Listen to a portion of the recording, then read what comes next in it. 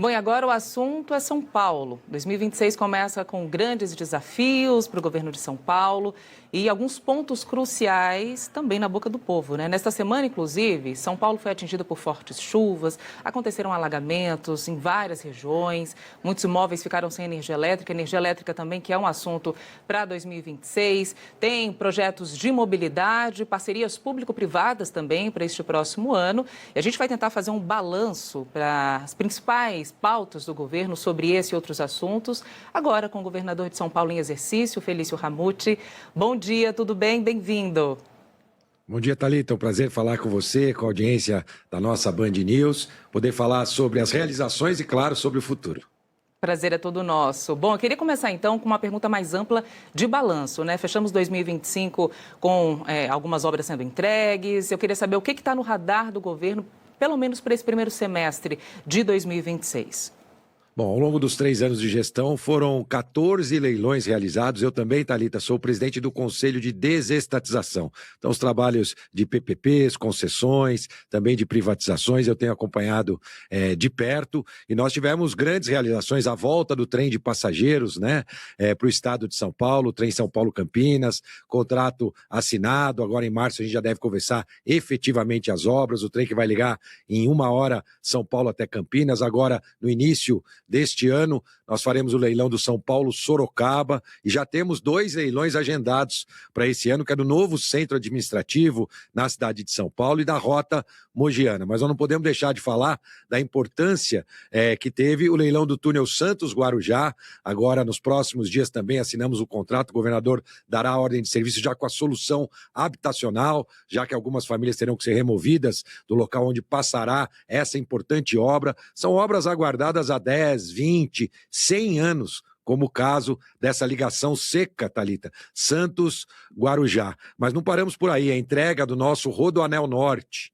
30 anos de espera em relação ao Rodoanel Norte. Entregamos a primeira fase, que liga a Dutra a Fernão Dias. Com esta fase, são 40 mil veículos que deixam de transitar nas marginais e até dezembro desse ano nós entregamos o trecho completo e finalmente essa obra vira realidade. Também a linha Ouro do metrô, né? Aquele monotrilho que a gente vê ali perto do aeroporto de Congonhas, ali na rua Roberto Marinho, ali a gente tem aquela obra parada. Na verdade, ela foi prometida para a Copa de 2014. Vai ser entregue na Copa, mas de 2026. Lamentavelmente, 12 anos. Essas paralisações frequentes causam prejuízos ao cidadão e a nossa gestão retomou todas as obras paradas e acelerou aquelas que estavam em ritmo muito lento. E o monotrilho também, até março, inicia a nossa operação em fase que a gente chama de operação assistida e depois a gente tem no segundo semestre a liberação de fato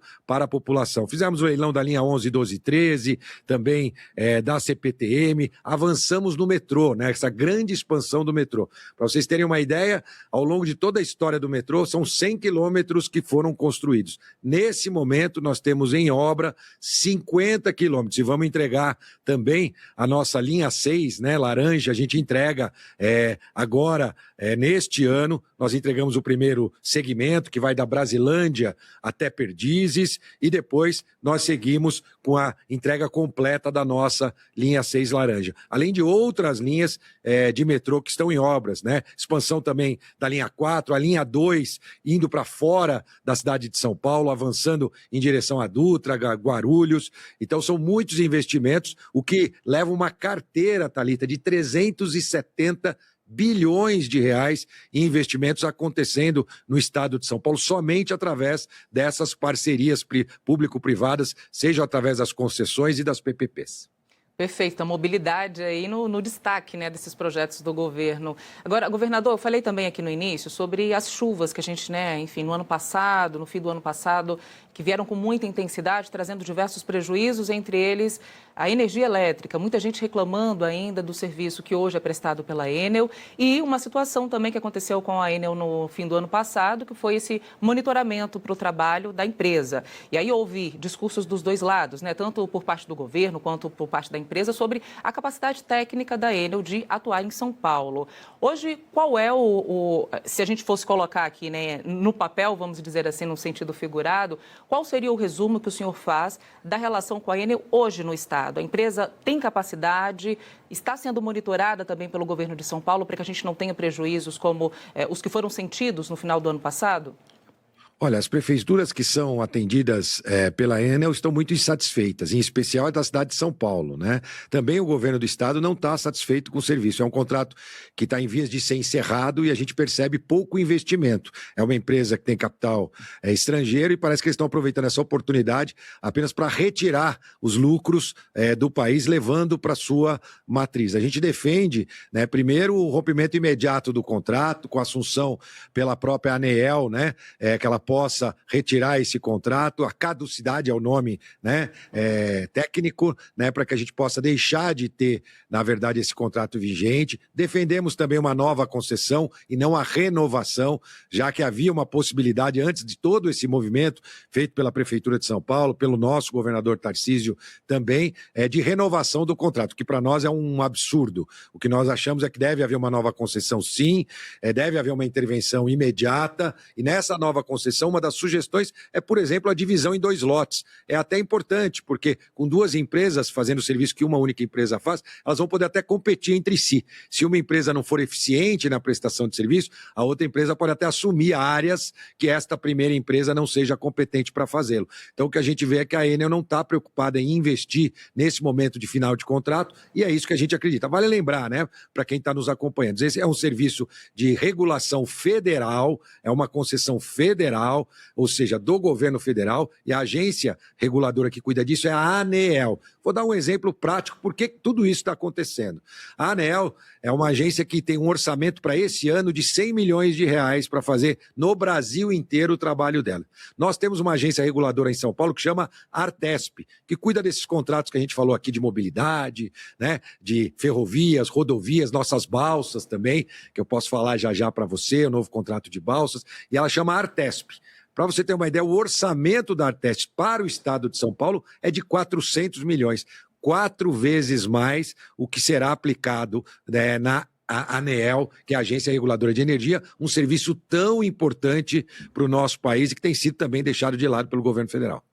Eu lembro também que no auge de todo esse problema, né, de falta de energia, com aquelas fortes chuvas que caíam, a gente ouviu da Enel o seguinte: mas a falta de energia também foi gerada pela queda de árvore, porque tem muita árvore que precisa de manutenção. Tivemos a fala do prefeito dizendo, olha, não tem nada a ver, né, o governo tem feito essas manutenções. E eu queria ouvir do senhor, quais são as obras de prevenção que estão sendo feitas em São Paulo, que estão sendo planejadas justamente para que a gente não tenha esse tipo de problema, porque, querendo ou não, né, passa ano, entra ano, sai ano, a gente felizmente continua vendo regiões alagadas, com esses problemas das árvores caídas. Nós temos aqui aquelas árvores gigantescas, né, que acabaram caindo e atingindo fiações elétricas, prejudicando ainda mais esse problema da falta de energia. Mas em relação ao próprio governo, quais obras estão sendo previstas para que a gente tenha esses problemas sendo minimizados gradativamente?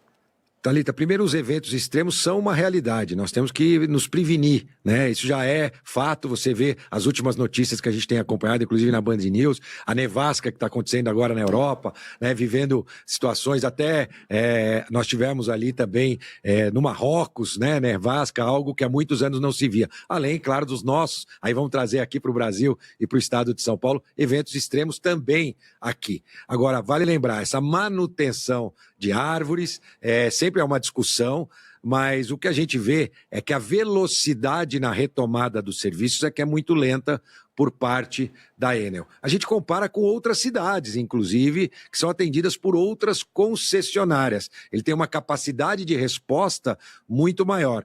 Hoje, o próprio estado de São Paulo também fornece informações a respeito, a gente sabe, a gente recebe aquele aviso, né? Aliás, no dia de ontem, por exemplo, a cidade de São Paulo recebeu alguns avisos de alerta. Então, além deles terem as agências deles, né, de clima, nós também temos um serviço feito pelo estado de São Paulo que avisa também as concessionárias. Aliás, nesse nesse final de ano, eu coordenei o trabalho do nosso gabinete de crise voltado justamente às possibilidades intensas de chuvas e ventos. Então, a gente sempre tenta se planejar. Agora, o dia a dia do manejamento arbóreo é de responsabilidade dos municípios. Eu fui prefeito também, então sei bem o que estou falando, né? Essa é uma missão dos prefeitos, das prefeitas, né?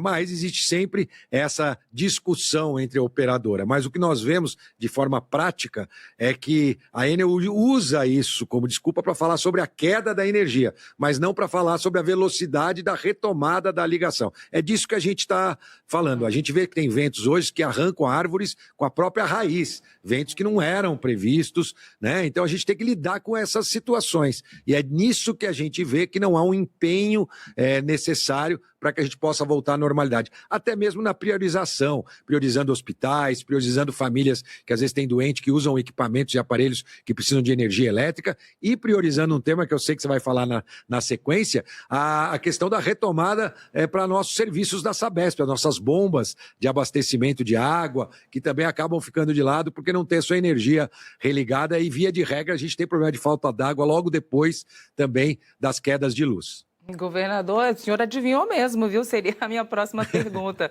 Falar justamente sobre os níveis. Eu até estou aqui com o dado correto, né, do sistema Cantareira, inclusive, que mesmo com toda essa chuva, voltou a ficar abaixo de 20% em meio a esse período aqui em São Paulo, que também já gera preocupação de algumas pessoas que já estão com o abastecimento diferenciado, né, uma pressão reduzida.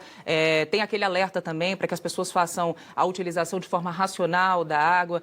E é claro que todas as vezes que a gente fala de fornecimento de água, abastecimento em São Paulo, aquela lembrança, né, que agora está mais distante, mas que sempre vem com muita intensidade, é o período de racionamento que ocorreu aqui em São Paulo. Queria que o senhor trouxesse também como é que o governo hoje se comunica com a agência de águas, enfim, como é que está esse monitoramento de situação para que a gente não tenha, né, nenhum desespero ou nenhuma situação mais crítica em relação ao abastecimento, já que os níveis estão abaixo do esperado. Primeiro, te agradecer, porque logo na sua pergunta você já disse da importância de se fazer o uso racional da água, né? Evitar nesse momento lavar carro, né? Lavar calçada, usar racionalmente de fato a água, vai nos ajudar muito. É a parte que o cidadão pode fazer. Paralelo a isso, o que a gente tem, e é importante que se diga, ao longo dos últimos anos, a gente teve, infelizmente, poucos investimentos na infraestrutura, né? Quando, então, nós apresentamos com muita coragem uma proposta de um volume gigantesco de investimentos com a nossa desestatização da Sabesp. Então, 60 bilhões de reais de investimentos para que a gente possa garantir o tratamento de esgoto para todas as casas, a universalização das cidades atendidas pela Sabesp, e também a resiliência hídrica, que é um investimento em toda a parte do estado para que a gente possa garantir o fornecimento de água. Eram investimentos, Thalita, se a gente for para o litoral, lamentavelmente, do nosso estado, litoral sul, litoral norte, que é maravilhoso, agora no final do ano nós tínhamos muitas praias que estavam com aquela bandeirinha vermelha, né, da CETESB. O que significa isso? Que aquelas praias, aquelas cidades estão jogando esgoto in natura no mar, né? E isso está contaminando o próprio mar. Essa realidade não pode existir para São Paulo. Por isso que nós estamos investindo 60 bilhões de reais nos próximos anos para que o cidadão que vá às praias paulistas, do litoral sul, litoral norte, não precise mais olhar a bandeirinha, que todas elas possam ter tratamento de esgoto. Isso é uma linha. Já na linha da questão da resiliência hídrica, nós temos algumas obras aqui na região metropolitana, e é importante você dizer, já que você falou da época que a gente teve o racionamento. Então vamos falar de duas épocas críticas, 2014, onde a gente teve esse problema de racionamento, 2021. É claro que a estrutura hoje de interligação, de equipamentos, é muito diferente daquela de 2014, fruto até daquela crise. Em 2021 nós tivemos uma outra situação melhor do que a de 2014. Então hoje nós estamos continuando esse trabalho de investimentos para que a gente possa, por exemplo, aqui na região metropolitana, ter a garantia de fornecimento. Hoje por volta de 25%, né, da capacidade, mas também no interior fazendo obras importantes para que a gente possa garantir essa resiliência hídrica. Eu tive ontem, por exemplo, na região de Campinas, lá a gente tem Pedreiras, por exemplo, tem duas grandes barragens que nós estamos fazendo para garantir 85 bilhões de litros de água, né, 1,2 bilhões de fornecimento de água. Então também estamos fazendo investimentos por todo o estado de São Paulo. Agora, é claro que investimentos que deixaram de ser feitos ao longo de muitos e muitos anos não vão ter sua solução completa em 1 ano. Aproveitando a oportunidade também para falar com quem vive no litoral. Por exemplo, a região ali de Praia Grande ainda está sofrendo. Quando a gente tem uma intensidade muito grande de chuva, ali os reservatórios, a água, o fornecimento de água vem da serra. E aí a água vai ficando turva e aí você não tem condição de realizar esse tratamento de água adequado para poder fazer o fornecimento para a população. Nós precisamos acabar com isso, por isso nós estamos fazendo uma grande obra de armazenamento de água ali, para que a gente, quando tenha movimentos como esse, de um volume intenso de chuva, e acaba deixando a água sem condição de ser fornecida, a gente tem um estoque de água. Isso nunca foi feito e agora está sendo feito pela Sabesp, por exemplo, em específico, que abastece ali Praia Grande e outras cidades do litoral sul. Esse investimento também, ao longo desse ano, deve ficar pronto e vai garantir esse fornecimento de água até que essa água que está turva deixe de estar turva e possa passar pelo tratamento de novo. Então, em cada canto do estado, a gente tem uma situação específica em relação ao fornecimento de água. E na região metropolitana, nós continuamos atentos, acompanhando e pedindo a cada um de vocês que façam a sua parte e possam usar racionalmente a água.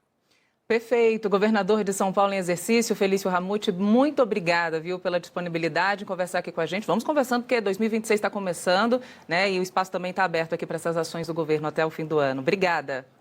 Obrigado, Thalita. Agradecer o trabalho feito pela Band News, nos ajudando a construir cidade, um estado e um país cada vez melhor. Um bom dia a todos e um grande ano. Bom dia. Tchau, tchau, governador.